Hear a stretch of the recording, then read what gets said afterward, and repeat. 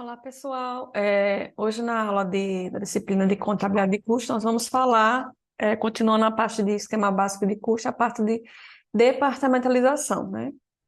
Que, que a gente meio que conceitua como a questão da questão da alocação dos custos indiretos, né? E como isso se faz, né? A gente poderia fazer por departamentalização, que a gente também pode entender, né, na nossa área de direito de produção como se fosse os processos, né? Separação por processos. Aqui, né, a gente imagina essa empresa que tem três produtos, D, E e F. E a gente tem esses custos diretos aqui, 50, 30, 45, né? Aí o total 125. E aqui os custos indiretos. Lembrando, o custo direto é aquele que se apropria facilmente em relação aos produtos, diretamente aos produtos. Eu sei que aquele produto específico utiliza isso, isso e isso, né? A gente consegue fazer a separação. Os indiretos não têm essa divisão tão clara, tá?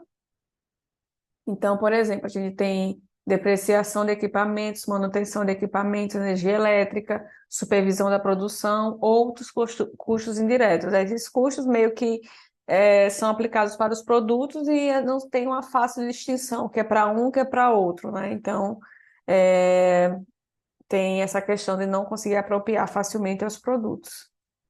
Então, devido à grande preponderância dos custos ligados, indiretos ligados a equipamentos de depreciação e energia, decide-se então fazer a distribuição dos custos com base no tempo de hora máquina que cada um leva para ser feito.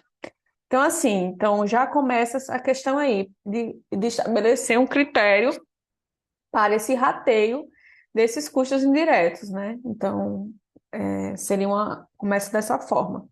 Então, nesse caso, eu tenho um produto D 400 horas máquinas, o E 200 e o F 400. Então, se a gente calcular em termos de proporção, esse do D corresponde a 40%, né, que é 400 dividido por 1.000. O E corresponde a 20%, 200 dividido por 1.000. E o F, 40%, que é 400 dividido por 1.000.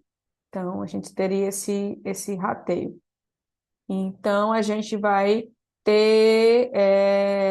A gente sabe aqui que o custo, né?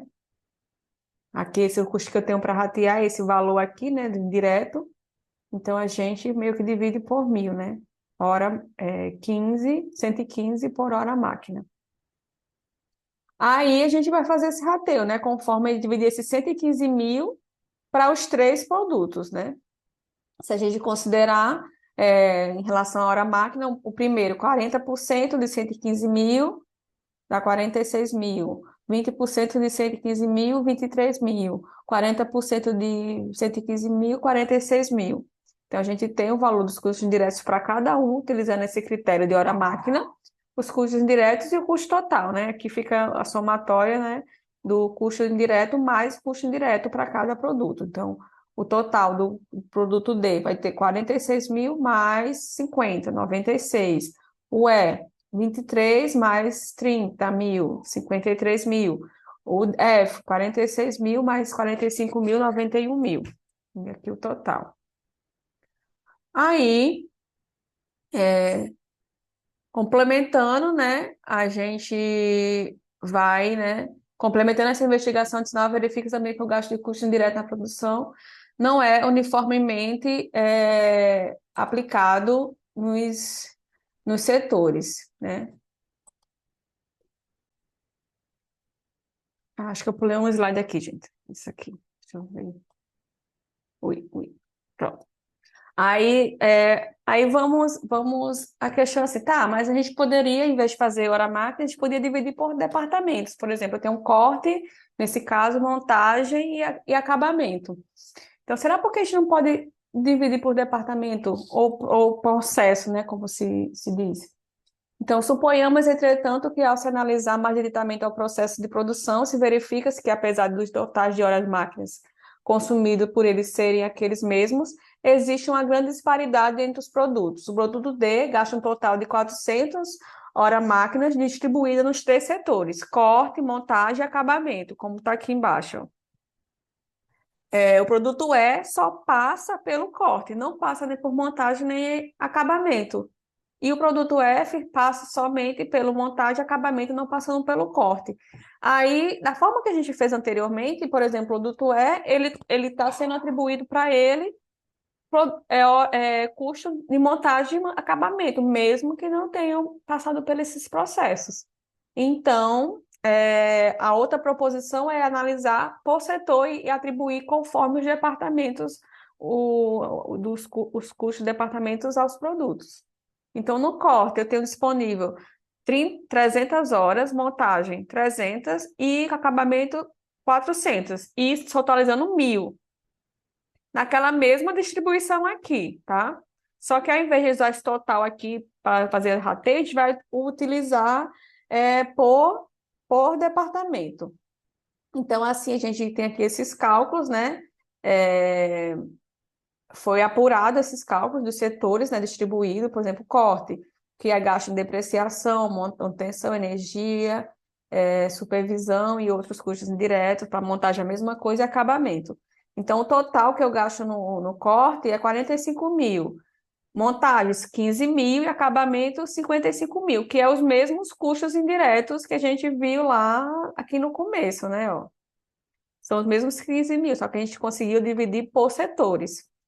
Aí, qual seria o preço da hora máquina no corte? Seria o custo total que eu tenho no corte dividido pelo quanto que eu tenho de horas máquinas utilizadas. Eu sei que no corte eu tenho 300 horas, montagem 200 e 400 no acabamento.